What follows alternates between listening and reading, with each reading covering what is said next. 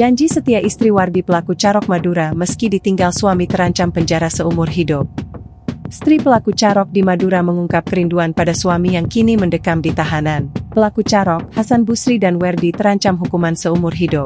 Hal itu lantaran keduanya menewaskan 4 orang saat Carok di Desa Bumi Anyar, Kecamatan Tanjung Bumi, Bangkalan, Jawa Timur.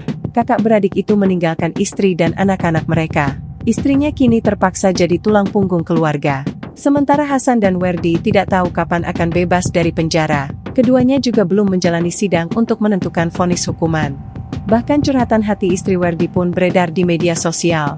Wanita berhijab itu terlihat memposting foto bersama Werdi dan anaknya. Werdi dikabarkan memiliki 2 anak, 1 laki-laki dan 1 lagi perempuan.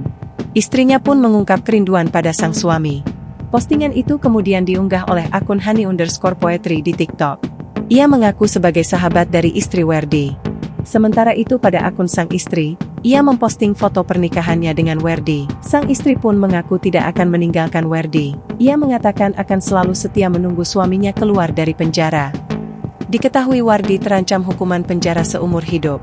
Ia tak bisa lagi bekerja untuk menghidupi istri dan kedua anaknya. Alhasil sang istri harus gantian banting tulang menjadi ibu sekaligus kepala keluarga bagi kedua anaknya. Melihat nasib istri Wardi, tak sedikit netizen yang miris dan berniat memberikan donasi.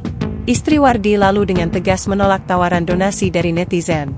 Dibandingkan dengan memberikan uang, istri Wardi lebih memilih netizen untuk mendoakan suaminya.